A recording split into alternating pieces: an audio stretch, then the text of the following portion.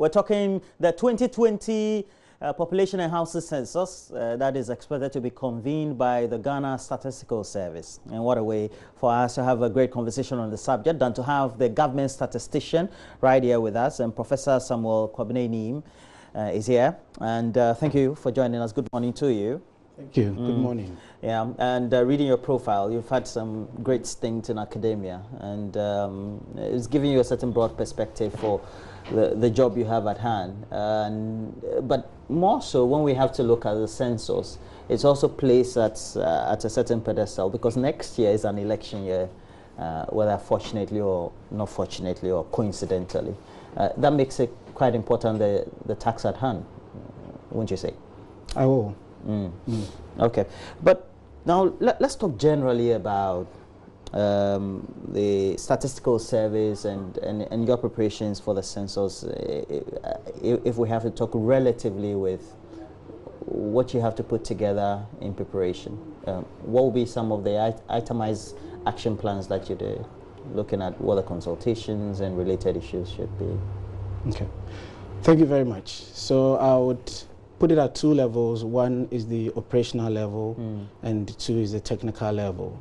So at the operational level, what we do is we had to set up a national steering committee, which is chaired by the Minister of Finance, and that oversees all the resource needs and the political and other security issues that might come up as a result of the census. Underneath the National Steering Committee are other national committees, i.e. the National Publicity, Education and Advocacy Committee, which is chaired by the Minister for Information, and that helps with the sensitization exercise that we undertake, or we are undertaking in preparation for the census. Then we have the technical committees, which is the Technical Advisory Committee, which is chaired by myself and Professor Kofi Asari from the University of Cape Coast. That sort of provide that overall technical assistance to the census exercise. Obviously, we've married these specific census committees with our organogram at Ghana Statistical Service. So the board is in place and provides oversight responsibility. And within GSS, we've set up 5 working streams to ensure that we touch on all the needed areas. So one of the working streams is a technical working stream that comprises recruitment and training, the questionnaire tabulation exercises, and obviously the field work. And the other 4 working streams are our monitoring and evaluation team, our logistics and finance team, our data IT team. So these are the teams that are overseeing the technical operations for the conduct of the census. In trying to put together the preparatory work for the 2020 work that you have to undertake, were there peculiar countries either on the continent or the subcontinent or elsewhere around the world that you try to model your operational action plans on? Indeed, it is important we do that, and this is exactly what Ghana Statistical Service for the past few years ahead of the 2020 census has engaged with. And let me mention that the UN has a document that it refers to as the Principles and Recommendations for the Conduct of Census, which globally binds or guides every country in this exercise. But in terms of specific countries, yes, Ghana Statistical Service have looked at what Kenya did. Indeed, we sent a team to observe the Kenyan census, and they brought in some lessons that has shaped our thinking towards the conduct of the census. Other countries like Malawi did it a couple of years back. We know the US is also preparing to do it next year. So we are not sitting here on ourselves trying to think through it, but we are benchmarking our activities to other countries that have done it, as I've mentioned, and those that are yet to do it, to ensure that whatever we are doing sort of matches up to international standards. Let's just initially just run through what the operational issues and the technical issues will be. First, you start when, which day or month exactly are you going to start in 2020? Because of the enormity of the activities that one would have to go through before the census itself, permit me to mention that we had to go through a demarcation exercise, which has taken as well over a year. And that exercise is critical to the census exercise because it helps us to map the country into small enumeration areas, which our enumerators can easily do the enumeration within the 3-week period. We finished with the field work for that exercise, and we're currently doing the office work. In terms of the census itself, because of the short duration, it's important to engage in intensive training. So currently we're doing phase 2 of our trial census, and we have our field officers who are being trained currently, looking forward to start on the 18th of November for the listing, and 24th November has been earmarked as the census 9. For the main training, we're looking forward to start training on the 7th of January. So although the census has been scheduled for March, intensive activities for the census is starting on the 7th of January, where we're going to train our master trainers and later cascade it down to the training of enumerators. So the actual listing for the 2020 March census has been scheduled for 8th of March 2020, 15th of March has been scheduled as the census 9, and enumeration of households will start on the 16th of March. I've seen some marks on my house with a chalk. Is that what you did over the last 1 year? Well, that's different. During the demarcation I'm just trying to relay the questions to what people, yeah. I mean, I'm particular to respond to that because I should be careful of what the chalking is and whether it's really coming from Ghana Statistical Service or not, or whether that exercise was related to our phase 1 trial census. But as I indicated, there are quite a number of activities that have gone on ahead of the March 2020 census. Okay. So the trial census is what exactly? The trial census provides us an opportunity to ensure that all our processes, our interventions, our outputs that we expect from the census are well in place ahead of the census. So one of the things that we are particular about with this census is that as the first time we're doing a digital census and we are using computer-assisted personal interview, it is imperative for us to ensure that the application that we're going to use during the data collection has been well built. So the trial census gives us an opportunity to really test this application and all other processes, as I indicated, to ensure that we are well fit to conduct the census. For many related times, over the last decade or two, we've found the impact of technology playing a critical role in economies around the world. And Africa, if you look at what the general statistics are per our population, is now having a population, millennial savvy, technologically savvy population, etc. IT, artificial intelligence, has also permeated the way we tend to do things around the world as well. How has that impacted the decisions you're taking and the technical facilities you're deploying for the census? As I indicated earlier on, we're tagging this census as a digital census, and for that matter, our first digital census. Let me look at it from a longer term perspective. And what I mean by that is, from our point of view, that is management of GSS point of view, we should get to a point where data is a byproduct for Ghana. And what I mean by that is, if we really take advantage of the technological era that we find ourselves, every activity of us would be captured in a form of what we call a big data. And every activity of us will be captured and recorded properly by all the agencies that are involved, and that is what we're going to call administrative data. So moving forward, what Ghana Statistical Service intends to do is to strengthen these new sources of data collection, specifically administrative data and big data. Once we do that, it's the initial infrastructure that is a bit off-putting in terms of cost. But if we set our minds to it as a nation and we ensure that all our processes undergo the needed technology that is available globally to us now, data statistics will become a byproduct. In relation to the census, we're taking extreme advantage of the technological era that we find ourselves in. And the first one is what I just talked about. In addition to that, there are a number of technological interventions that we're putting in place. The other basic one has to do with how do we make good use of mobile phones, which has a very high penetration in the country. So what we're doing at Ghana Statistical Service for the census is to develop an app which we're going to call the Citizens Platform, and it's going to sit on our mobile phones, and we expect that Ghanaians would engage with the app so that they tell us their experiences with the census moving forward, whether you've been enumerated, whether you had a bad experience during the enumeration, whether you had a good experience during the enumeration, whether you think the duration was too short as against what your peers are telling you. So that citizens platform will not end with the census. Moving forward, we're going to use that citizens platform in other ways, and what we are currently thinking about is a new source of data which is called a citizens generated data.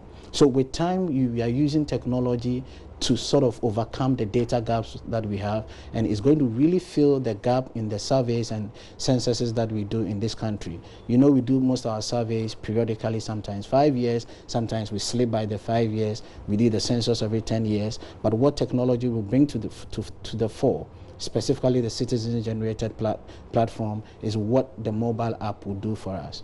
Another way we're taking advantage of technology is the geo-reference data. Technology has made it possible for us to pick geocodes. So what we're going to do during this census is to pick our geocodes, and we are currently in discussion with all other state institutions that are collecting geocodes, i.e. our utility agencies, the National Identification Authority, the Ghana Housing Project, the Ghana Postal System. All these interventions are interventions that are picking geocodes. So moving forward, it's a way of moving towards a formal sector, and it will drift us away from the heavy informal sector that we find ourselves in. Last but not the least, we are using technology by way of ensuring that we have good data. So what we're doing with this census, unlike previous censuses, is that in each district, we are engaging a district data quality monitor. And what district data quality monitor is going to do is, during the census period, as we collect the data, he or she will be scrutinizing the quality of the data and be giving real-time feedback on the challenges that may be coming up. Then while the enumerators are in the field, we can, in real time, correct those challenges. So at Ghana, and that'll be within a 3-week period? Within the 3-week period. So at Ghana Statistical Service, we are pretty optimistic that we are moving to the full length as far as technology is concerned. Well, Professor Annim, you kept mentioning mobile phones, and it's good. It's now revolutionize whatever it is communication is, and now it's become everything one-stop shop for any individual seriously wants to use technology to improve life. What exactly are we going to use the phones for, beyond just the interactivity, in terms or in relation to collecting data? Am I going to input the number of people in my household, etc., through an app or something of the sort? I mean, basically, there's a practical usage. Yes, so currently we are using more tablets to collect the entire data that we need for the census. So the census has 11 modules. So for all the 11 modules, we are going to use the tablets to collect that information. So it's not just a matter of the count of people in your household, but all the 11 modules, i.e. the geographical identification information, the socio-economic characteristics that you need, literacy and education, disability, ICT, right away to sanitation. So it's going to be used for the entire data collection process. And as I indicated, the interaction has to do with ensuring quality from two perspectives. One, coverage, and two, quality data. So mainly for monitoring and evaluation purposes? Monitoring the process, yes. Okay. So, but it is the enumerators or those who are collecting the data who will be using? For the census, yes, it's the enumerators who will be using the tablets, yes. Okay. I was asking just for the practical sense, whether individuals were going to input data into any platform or onto any platform at all, whether they wanted it. For purposes of the census, no. Okay. But moving forward, as I said, the citizens generated data, if we build that app, would allow citizens to provide the needed data, and that will sync to the head office. So moving forward, that is a long-term plan. You've mentioned the data that's collected by the other institutions, whether utility companies. We have the National Identification Authority also doing a lot of work. SNAIT has collected a lot of the banks also tend to do that. So that consolidation towards a certain future, you say, is going to be to what end? What should we be expecting as the outputs? What we should be expecting as an output is our ability to integrate these different data sets. And as I said, it's going to help with the formalization quest that as a country we've been looking for all this while. So at the end of the day, we should be able to sit anywhere and pick one person's details and see how information from other agencies can easily be ascertained. So what we are doing at Ghana Statistical Service is to engage the Minister of Finance to set up an interministerial committee that can think through the processes and how this data that we are bringing together can fully be harnessed. But you're not collecting data for individuals, right? It's Say that again? You're not collecting data on individuals. You're collecting on populations, on population groupings. Is that not it? We collect the data at the individual level, but before we put the data out there, we ensure that the data is anonymized. And one of the things that we take seriously at Ghana Statistical Service is the issue of confidentiality and privacy. So before the data can be used by a third party, even by the government, the Statistical Service Act does not permit us to allow that individual level data to go out there. So what we put out there, it's either a highly anonymized data where people cannot be identified, or the data is put out there at the aggregated level. The census we've been conducting, what have been the benefits? Enormous. And this one is also going to be same? Enormous, enormous. And I'm circumspect in touching on some of the specifics in terms of a quantitative perspective, but in terms of the qualitative perspective, the census provides a frame for everything that we do. The census is the foundation for any intervention. So all the Millennium Development Goals that we went through as a country, all the different development plans that we are pursuing as a country, the SDGs that is ahead of us, the bottom line is the census, because it's the census that gives you a sense of what should be done, how it should be done, and how you are progressing as far as that intervention is concerned. So be it the poverty reduction that we are currently boasting of as a country, from our point of view, the bottom line is the census, because it is a census that tells you those that you are leaving behind, the number of people that are in severe poverty, the number of people that have unique deprivations. So the census is the baseline. And from our point of view, it is what leads to transformation. So in terms of the benefits, it's quite widespread. Two things that I'll quickly mention that we sometimes lose sight of is the census gives us a sense of overcoming our ignorance.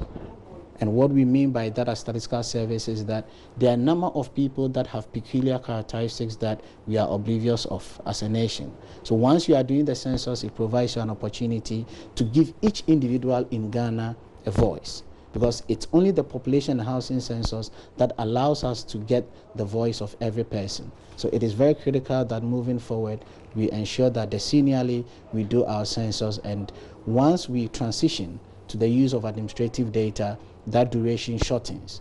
We should also bear in mind that the census gives us an opportunity to do annual projections. So anytime you slip with the conduct of the census in a decennial period, or even if within the year you slip the census in the actual month that you are supposed to do it, comparability becomes a problem. And once comparability becomes a problem, moving forward, you have challenges with the estimations, and that would not augur well as far as interventions are concerned. No, very insightful. But also, that is always up for debate, is the subject of who is employed, who is not employed. For example, in the US, they are able to give figures, whether quarterly or even monthly, or even maybe half year, those that are employed by which sector of the economy, etc. Have we been doing those projections? How is the 2020 census also going to give us those baseline figures? Thank you. The issue of employment, unemployment, it's always sensitive, and one would have to lay the cards bare as it is from a data point of view.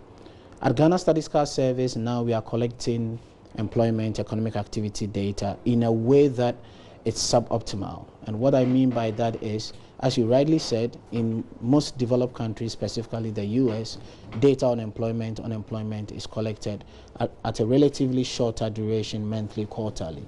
What we do at best is to use our Living Standard Survey, our Labor Force Survey, or the census to collect data on economic activities, which is sometimes every 5 years, which is sometimes every 10 years. Moving forward at Ghana Statistical Service, we are currently in discussions with the World Bank to help us roll out a labor force survey at a much shorter duration, i.e. either quarterly or at worst annually. This will give us an opportunity to properly predict our unemployment rates, because currently what we are doing has a lot of influences within the 5 years or within the 10 years. So even when you do projections, you have challenges with those projections.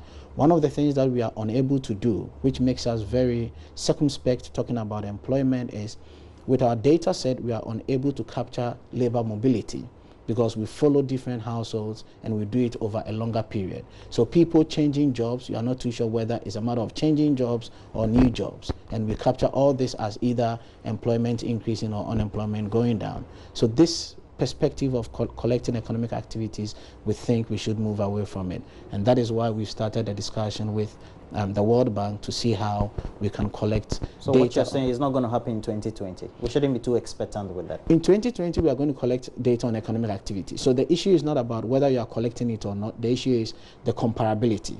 So now if we compare the data that we are going to collect in 2020 with 2010, we need to be mindful of the things that have occurred between 2010 and 2020. So for you to say that employment rate has gone up or has gone down should take cognizance of the things that have happened within the 10 years. So it's more about the regularity of the data rather than static information, which we are going to provide after the conduct of the 2020 PAC. And reading your profile, you seem to have been well-traveled and also play a critical role in academia as well. And it looks like you're bringing that to bear on all this. For example, in the US, there's a Bureau of Labor Statistics, and they tend to do the collation. They do household surveys. They get to do the estimations as to who is employed, who is out of work within a certain period, comparatively within a short period. Would you then advocate for such complementary agencies as well, to complement the work that the Statistical Service does, since you tend to do the general overviews? Indeed I will. Indeed I will. And the only hesitation is when we would want to do that. As a country, you would bear with me that we currently have challenges with our formal sector in terms of the wages that the government would have to pay over a period of time. Even at Ghana Statistical Service, we are now requesting for an expansion in our establishment post. But definitely for every country to ensure that there's trust in statistics, there should be complementary agencies that either collect the data, archive the data, analyze the data to complement the work of the Statistical Service. So in the long term, certainly we're going to do that. Currently, what we are doing to ensure that there's some quality assurance in what we do are at two levels. One is we are taking full advantage of the new Statistical Service Act, which mandates us to coordinate activities within the space of data collection in the country, of which academia is part and all the ministries, departments, and agencies are involved. And through that, we are mandated to set up an advisory committee named as Producers and Users of Statistics, NACPUS. And this National Advisory Committee would provide us that wing of how we can ensure quality data in the generation of employment statistics. And currently we are working strongly with academia, and in other developed countries you find a number of universities that collect data to complement what the statistical agency does or validate what the statistical agency does. And this would come, because this will come at a relatively lower cost to the nation, we think that is the route that we need to take now. But moving forward, we currently would want to consider a Bureau of Labor Statistics. Then what's your thoughts then when, let's say, some job sums are said to have been created in excess 900,000, and then sometimes you tend to hear 100,000. How do we situate all that and do the validation as with where you sit? With where I sit as government statistician and with my background, I'm extremely circumspect in taking a number and running with a number. So should we then believe what the politicians tell us, since it looks like even the rightful government agency has a difficulty, I won't say a problem, has a difficulty with that sort of validation and is circumspect in making those projections? So let's distinguish between job creation and employment. These are two different things. So you can set up an industry and you're going to create jobs for a number of people to take advantage of that industry that you've set up. Indeed, that information is valid, because if you know the human resource that you need for that industry, yes, you've created. But as to whether that is going to translate into lower unemployment rate is another issue for discussion, because these are different terminologies and we need to interpret them with caution. So if you want to say that you've created jobs, 100,000 because you've set up an industry, indeed, that is fine. So, okay. So it means we shouldn't be believing, let's say, if they say 900,000 jobs have been created for planting for food and jobs. As I indicated, you need to believe that, because this is a matter of job creation. What I'm talking about is the issue of employment, unemployment rate. Because if you've created an intervention that would make room for more people to get work or people to move from one work to another, you've created a job. But as to whether that is going to translate into a lower unemployment rate is another issue for discussion. Well, before we let you go, though, is it worth an investment? Because now we know formally it's going to be around almost 500 million. That's a $500 million. Is it worth it? Indeed, it is worth it from several perspectives. As I indicated, the population and housing census is the foundation for every intervention that we put in. And this intervention happens decennially. So if as a country we are investing $500 million to an exercise that provides us with a foundation for everything that we're going to invest in, from our point of view, it is. The other way we want to look at these returns is that there are quite a number of studies that have shown that for every investment that you do in a census, you get 5-fold of it. So even from a quantitative point of view, there's evidence that a census is worth the investment. So whether 500 million as a sum is worth it can be looked at it from the perspective that the 500 million that we are investing into it is going to yield us a returns as a country 2.5 billion Ghana cedis. Well, thank you very much. I've enjoyed the conversation. We can always come to you for more clarifications and related issues. And as you prepare, we'll also get to know where you are currently on the action items, so to speak. Well, thank you very much. Thank you. We've been having the interaction with Professor Samuel Annim, and Professor Samuel Annim is the government statistician. And please make way for that 2020 population and houses census. In March, you should expect that enumeration to start just over a 3-week period. And I'm told by July, at least the data should be fully published for everybody in the interim to get to know what the statistics are like for our country per the population.